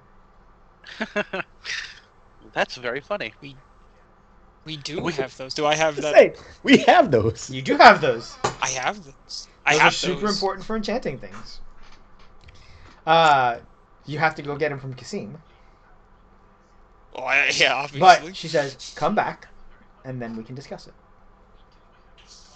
Cassie, meanwhile, is looking at the coin that they're embedded in. So Ogmagni, it's been a while, so it's now coming to be evening, and you start to make your way back to your home.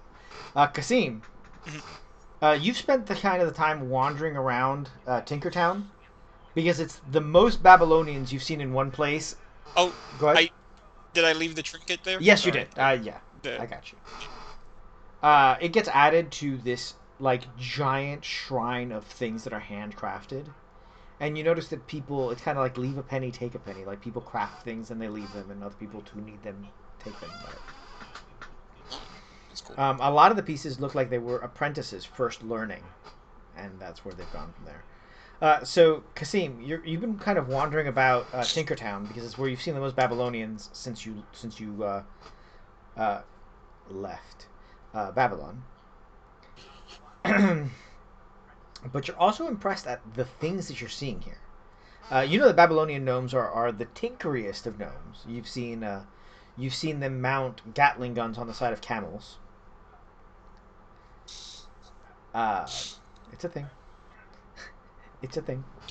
But you're just impressed at how much technology there's here. The street lights are electrical. There's they're riding little motor scooters about town. It's very steampunk, what's been built here. There is a lot of potential here. Which isn't to say that they don't have money or that they don't barter, but they just spend their time making shit. Is there anything in particular you're looking for as you wander about? Considering that this area of town is more Babylonian than the rest, I do want to first of all stock up on coffee, because I'm probably not going to be able to get back home for a bit. While you're getting the coffee, they introduce you to cappuccino.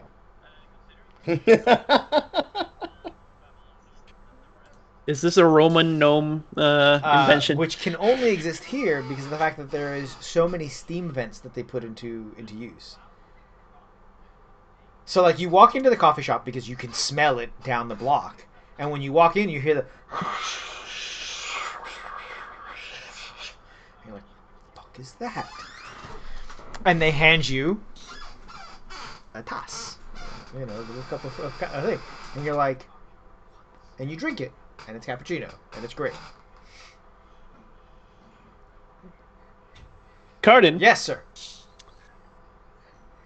We must acquire one of these machines and have it at the bank. That's going to cost money.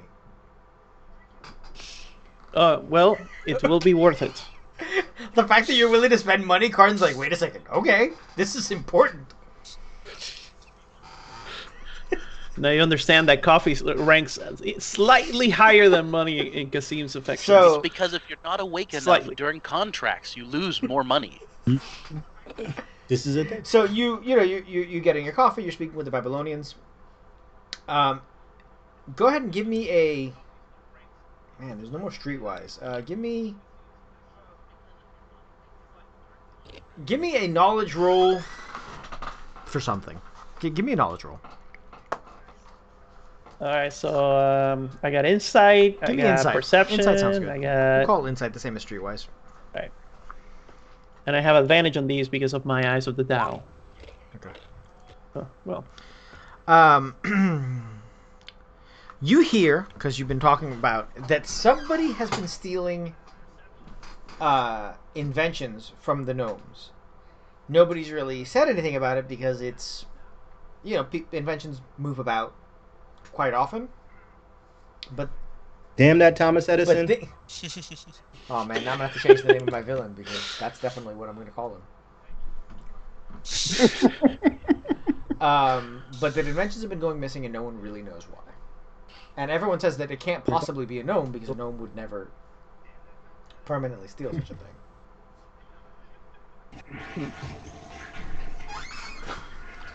So, I'm going to negotiate. What would it be worth to them? Me and my companions finding whoever has been stealing these inventions and getting them back. And I'm not talking like hard figures or anything like that, but I'm talking a partnership. Seeing as I'm opening up a bank and I'm going to need, security and personnel and so on, that we could, have the guards, for instance, equipped with the latest in So you in said you're opening a Wonder bank, how the Steam Centurion started. and one of the guys says that there is a small squad of artificers who want to be warriors, and he's willing to make the introduction if you can find out who's been stealing the thing. Most definitely. All right. This sounds agreeable. I like it. Shall we toast to it with another cup of this very delicious thing? What do you call Cappuccino. it again? Dear Nergal, this is the best thing I have. You drink and you guys talk, and they tell you which inventions have been stolen. A way to move, a way to store electricity. A couple of other things of that nature. Gregor, you're done. Oh, Gregor, you arrive at the mines, and you see miners, right? Dwarves who are miners. They're in leather armor. They've got pickaxes. They've got candle helms and the whole line.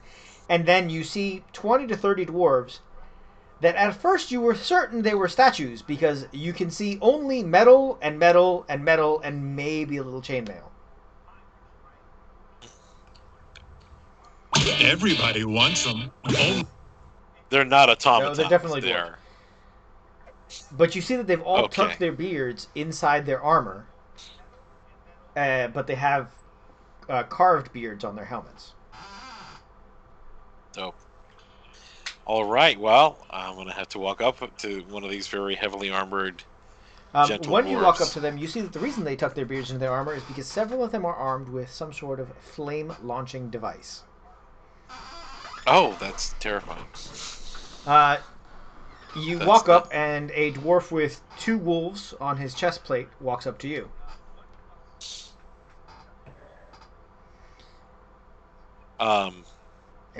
Hello there. He looks at you, and you see that his helmet has one eye covered completely. Oh. I definitely don't put my hands on my thighs and lean down to talk to him. He looks at you and he says, "Are you lost?" No, I'm looking for the name that I heard merely moments ago, but I've already forgotten. Because of incredible brain damage. But my character would Rurik. remember. I can't believe that's the name you forgot. Oh, We're all going to collectively laugh I at was you. gonna Yeah. say. yeah, I'm looking for Rurik Ulfhammer. He sounds like a hell of a guy. At this point, he takes off his helmet. You see a dwarf with a mohawk and a ragged scar over one eye. He says, "I'm Rurik. What brings you to the mines?" Oh, excellent. If you want to look at the tip of this wand, lightning bolt.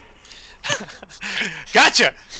No, so I say, well, I was trying to seek an audience with Mhm. your wife because she is a renowned mender of magical Did artifacts. you really just roll up on this dude and tell him you was trying to catch, get a secret meeting? You really did that? Yeah, of course, dude. I Yeah. keep my I tried to balls catch in up a with your old fucking lady. in a bag of holding, dude. This was Trying to catch up with your old lady, fam. What's up? He says, "My wife is an incredibly busy woman." Yes, I've heard. Well, anyway, I spoke with your lovely daughter instead. How do you like that? So he says, so you met Hridfjell. So No, I met The other one, whose name I forgot. The one in the dress that didn't like it. That would be Drundril. Yes, Drudril. Yes. She was a very fine host. You've raised an excellent daughter. He smiles and says, in fact, she you've pretends raised very well. 2 excellent daughters. She What pretends was very that? well. Yes, well, that's what's important when it comes to manners. And in fact, I've met 2 of your excellently raised daughters. One of which was assigned to guard my personage while I was here. He literally what was her does name? this.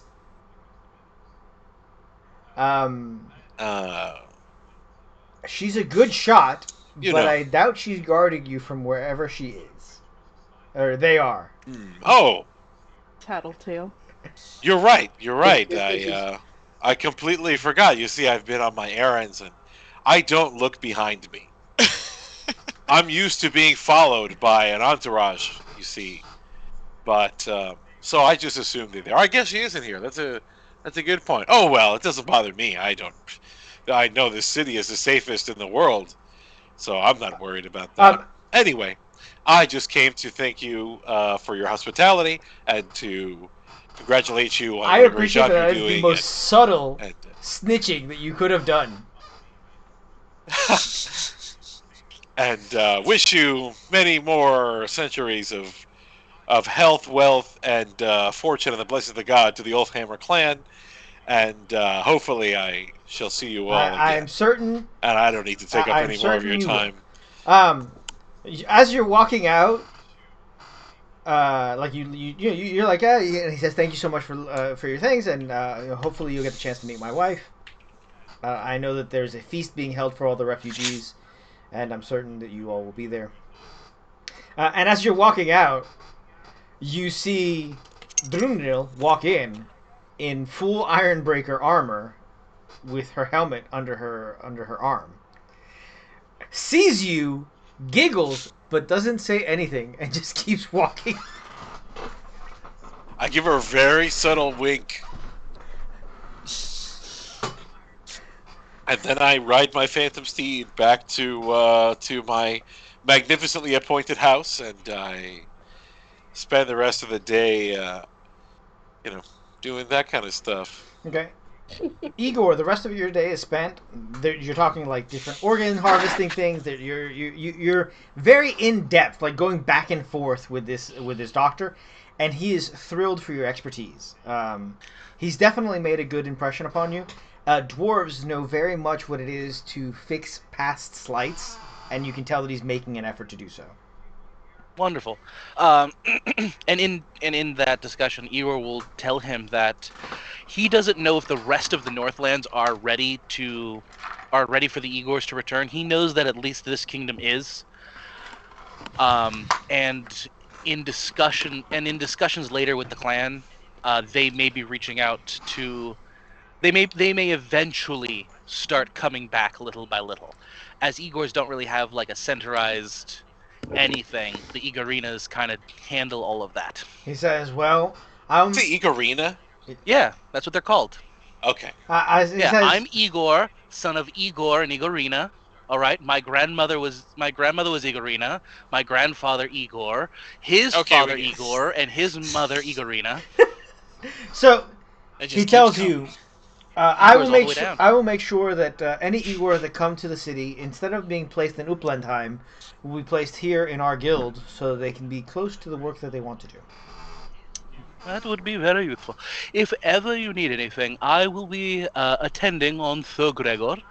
So if you require any sort of assistance, you find anyone who's missing a finger or two and needs a replacement, whatever it might be, you know where to contact me, all right? So at this point, you guys all more or less arrive back at the house at the same time. Kasim, I need that gem. Where's the gem? To which gem are The you referring? thorn, the goofy, weird thing that we beat the shit out of, and a gem fell out. I need that gem. Like if it was a piñata. Yeah. You're going to need to be a bit more specific. Okay. So remember when we went down to those tunnels and we beat the shit out of all those undead dwarves? and those things popped up with all the eyes and the claws, and they were like, rah! And then we hit them, and then we got gems out of them. Yes. I need one of them Yes, I do remember. For what purpose? to find out the magics behind this hammer. Igor, to you hear unlock this. its potential. So, actually, I will throw you into that river. would anyone like some tea, that is?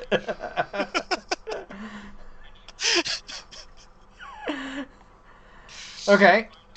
It, So he explains it to you. yeah. By now, the entire party knows about the hammer except for Ogmagny. Igor's told It's equal everyone parts because everyone's mine. furious. I did the damage too. Come on. Very well. Thank you. Did we bring them with us, or are they like stored Yeah, in the they're whole always with room? us. Like that? Kasim's not leaving anything Yeah, like that. That's gems and gold. Yeah, no. So I'm not you leaving guys, shit behind. so Fuck you that. go. You're not gonna be able to go tonight. Yeah.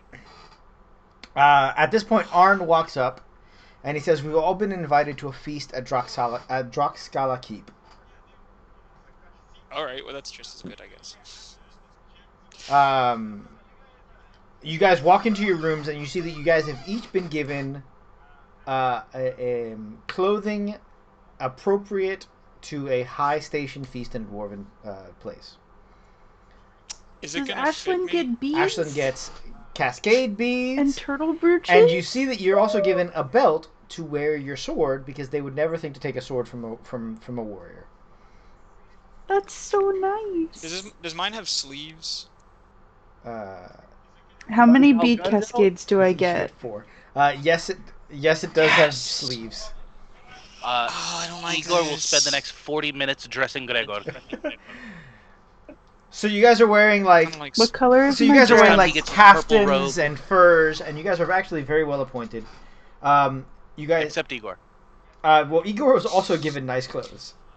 Good. They can stay there. Come on. I'm wearing. Does he have a hat? I'm wearing my clan regalia. All right.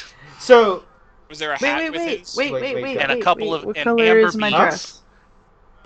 What color is my your dress? dress, the apron dress itself is green, and the underdress is a blue-white, like the scale armor that you wear. Igor puts on his butcher schmuck. All right. A thing of amber beads that goes around his neck down to almost his waist. All right, and then on his hands he just has like the surgeon gloves that come up to like here, So like, because they were like, "Oh, dress appropriately as you would." so like you walk out, and Arn kind of looks at you, and then you saved his life, so he decides not to say anything. And of course, Gregor walks out in his magnificence. You guys walk through town as the entourage, and you arrive at Droxcala Keep, and you see that there's a giant feast hall with hundreds of dwarves in it, and all of you are at the high table. I'm just double You're fisted above this? beers and Oh, eating, okay. just digging into everything that I can. At the high table, you see the guild lead, like the high guild master. Then you see Kajandos, Rurik, the priest of Thor. You see Drazda, Weedale, like you see the whole Wolfhammer clan to one side, and the other guild masters to the other. And you guys are there amongst the Wolfhammer clan because they requested, because you've been meeting them.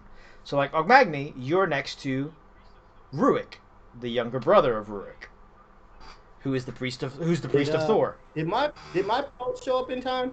Did my wolf cloak It show up takes in time time? to tan it, but let's say for rule Okay. of cool, yes.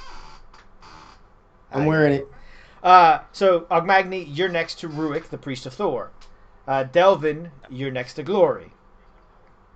Gregor, you're next to Drunril, who is telling you everything that she knows about why unicorns are an elvish plot, because dwarves can never get one.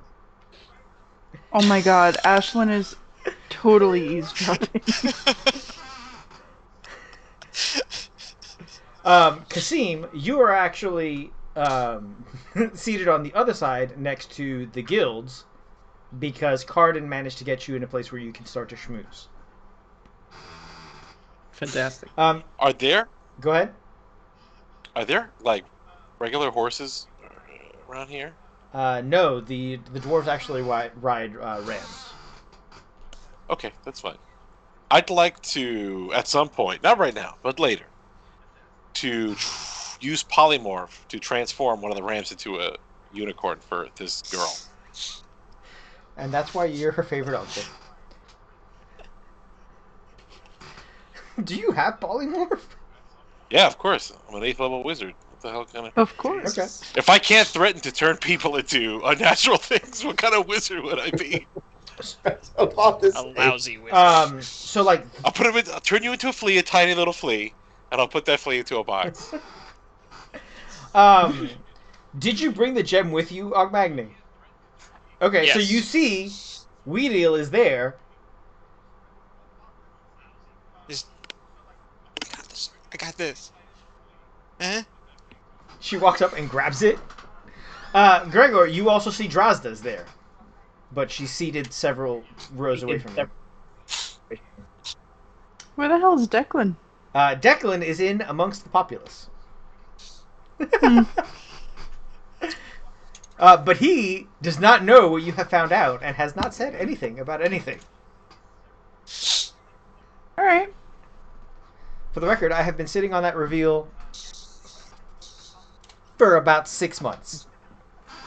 Declan now smokes at one time. You guys have fun. Drazda actually does walk up to you, Gregor. And she says, "I'm sorry that I missed you." You see that she is a dwarf with tan skin and raven blue-black hair, wearing a red apron dress and a gray underdress. She's clearly wealthy. And she says, "My daughter told me that you came to visit me, and I'm sorry that I missed it. She says that you had a request. At the moment, I am quite busy, and am only taking requests that are particularly interesting." Well, you don't need to apologize, because I stopped by unannounced. It was just that I hadn't had time to announce myself. And I was so excited to meet such a famous artificer that... is that a class in D&D? It is a class in D&D. It is. What do you yeah. call somebody who makes wonders? In Dwarven lands, they call them Runesmiths, which is what she is. Such a famous and renowned runesmith that I really couldn't help myself. I was impulsive, but what can I say? Well, I take out the staff. I have Her this. eyes widen, and she says, "I am a priestess of Frigga, and I follow her in her role as the seeress and the mistress of magic. I have only seen one of these before, in slightly better condition." Well, if it were in better condition, I would not have had cause to see She you. says, Such as "While my fate. husband normally rathers that I don't speak business at feasts, this is too interesting to pass up." And he's not the boss of me. Right, and it's a pleasure And to he's speak of definitely and he is our definitely not the passions. boss in this, and has no issue Right. with that. Don't worry about what your husband thinks about us. So she says, "I can fix this. My anvil is sufficiently enchanted." That's great news. I feel like there's a catch, a but However, coming. I have not yet successfully enchanted However. my hammer to be sufficiently powerful. Yes, I have heard of this hammer situation that you were having. I'm coming in with you, girl. If only there were some other hammer I could attain for you. Maybe then you would. She smiles and she Feel- says, "Drunril is terrible at keeping secrets." Believe it. Yes, but she's so charming. So If you we forgive can, her. that will be sufficient, and then I will require nothing else. My anvil is enchanted with sufficient diamond dust that I can enchant nearly any item.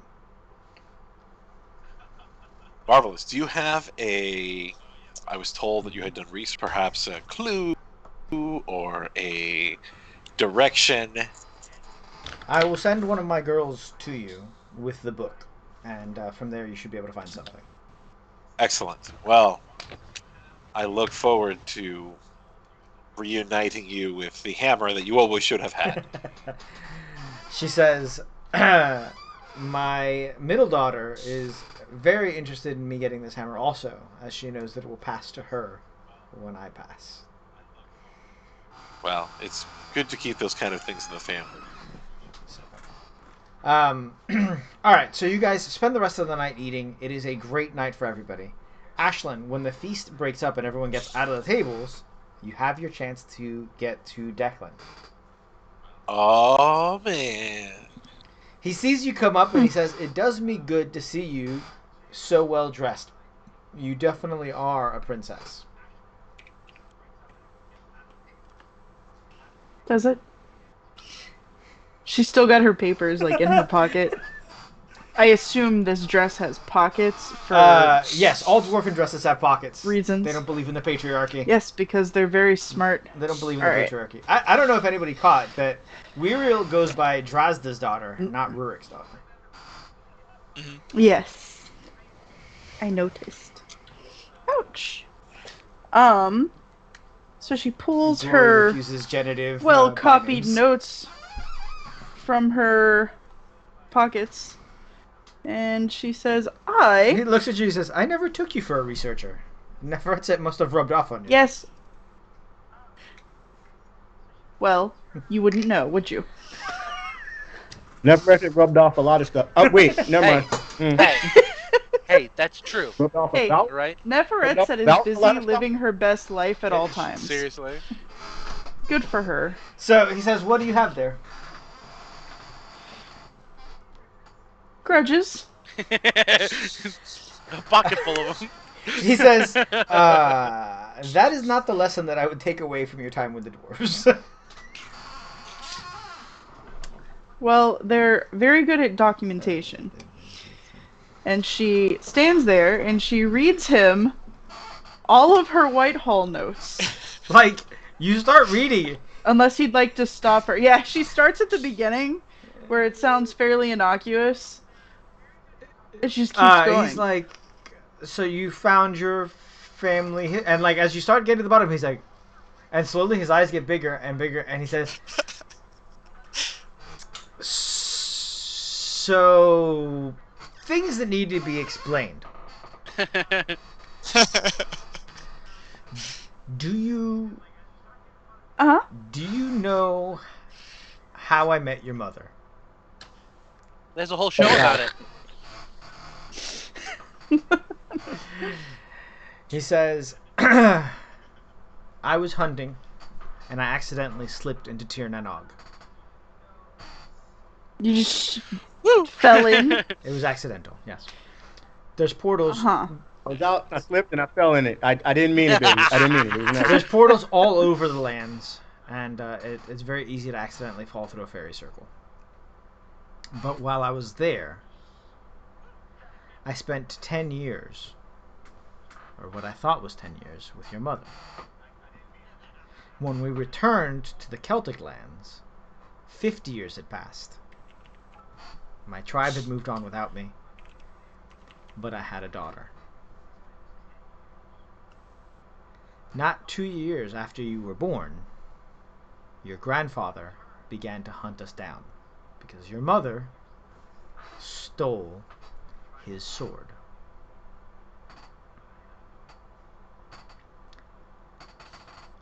On the last day of our running away, a portal opened to Tir Nanog, and I ran through it to make sure that your grandfather's troops could not come through. For me, that was only 3 years ago. For you, it was more than 20.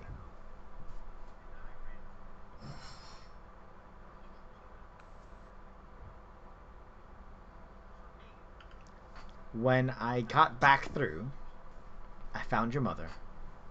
She survived the attack that she sent you away from. And she let me know that she had sent you this way. And so I came to watch over you as much as I could.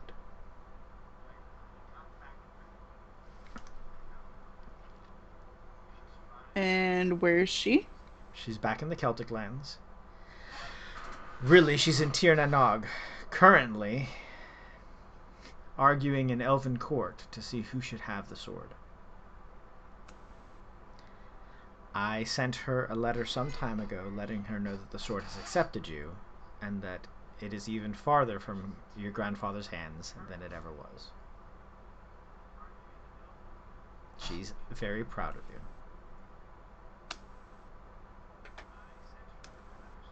I'm going home. Emotions. She says, what we don't understand is how her spirit is in the blade, even though she's still alive last time I checked. Ashton's totally going home to try to commune with the sword. Like, you just leave the feast? I mean, it's the end of the feast, right? It's the schmoozing part of the feast. People are telling stories. Ogmagni's talking about how he single-handedly killed a white dragon. Yep. She's gonna go stand by Ogmagni and correct his stories, even more cranky than usual. She's gonna be extra detail-oriented. That's not what the tattoo shows. So, and that is well, since you drew the tattoo yourself, it doesn't really matter, does it? No, it does matter, even more so, because I remember. And, because you made and it that up. is exactly No, I where was we're there. ending the night. We will be back next week for more shenanigans. And for you guys to pick which one of the several side quests that I gave you that you want to work on. You guys have... well, the very first thing is you guys are going to find out about Ogmagni's hammer. Yes. You guys have the... He's literally gonna go there after the feast and hang and like sleep next to the place too, like a kid at Christmas. He's just waiting. So you guys have the stolen gnomish goods. You guys have the missing hammer. And then you guys have... oh, that's it. Only two. There's more. There's only two that you guys have found so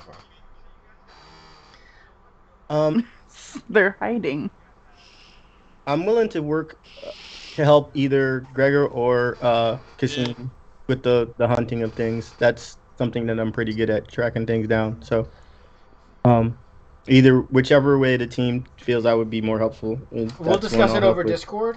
I will prepare for both of them as well as the other side quests anyway. Wise. As always, thank you everybody for watching. Puff, thank you so much for rating us. It was a great session. I have been waiting for several of these reveals forever, and I had fun having my family in the session. Wesley, by the way, was thrilled at the idea that they were going to be in this. They asked if they could punch Sergio's character, and I said if I could find a way for it. Wow, rude. Wait, who wanted to punch my character? Wesley. Wes. Why? Because told he's us. a Fucking wizard. snitched on him. Yeah, Oh, you man! Snitched on him. First, Sorry, so Tattletale? that Wesley, if they ever come and watch this, during the feast, Glory walks up to you and socks you in the arm. And, like, doesn't even give you a reason, just like... I immediately look at Rurik. Did you see that? Did you? Can you control your offspring? Kasim goes to Cardin. Is that tradition? Should I punch no, someone? that's... Yeah, Ashlyn points at Ogmagni. no, we all have to punch. We all have to punch Gregor. That's how this. No, we all to punch don't. the wizard. No. If everyone No, punches the definitely wizard, punch he the will fall wizard so I unconscious. Yep. Delvin Punch the punches the wizard. wizard and whispers in his ear, snitches get stitches. I'm gonna punch. The Delvin wizard is out. already Definitely upset not. at snitches because of that squirrel. So, excellent. Now I can tell Wesley that that Glory punched Gregor. And there was a reason for it Marvelous. within story. I don't know why they chose you. Like, but they thought that would be the funniest. What is Dresden Files. Drozda? Drozda had to say about that unicorn. Oh no, Drunril. I'm gonna Drunril, yes. I'm gonna tell Tori that you gave her character a unicorn. She's gonna be thrilled. Yeah. They're like, oh, only elves can have unicorns. I'm like, that's not fucking true. I would make a unicorn for 1 hour. You make a unicorn. She spends the rest of the feast riding it in circles around the feast hall. Awesome. I feel like it's actually a unicorn that just looks like a ram. Like the horn looks like a giant ram's horn. That would be it's got the terrible and horrendous. A curly horn unicorn? A little scary. I don't like Like, that. why does your unicorn have like an Elvis pompadour twist to its horn? It's horrifying. Anyway. Thanks. Great session, it. guys. I love you all. To all our viewers, thank you for watching, and we'll be back tomorrow with Conqueror's Blade, Saturday with more Conqueror's Blade, and next Monday with the continuation of Land of Ice and Snow. Good night, Gracie. Good night, Gracie. Good night, Grace.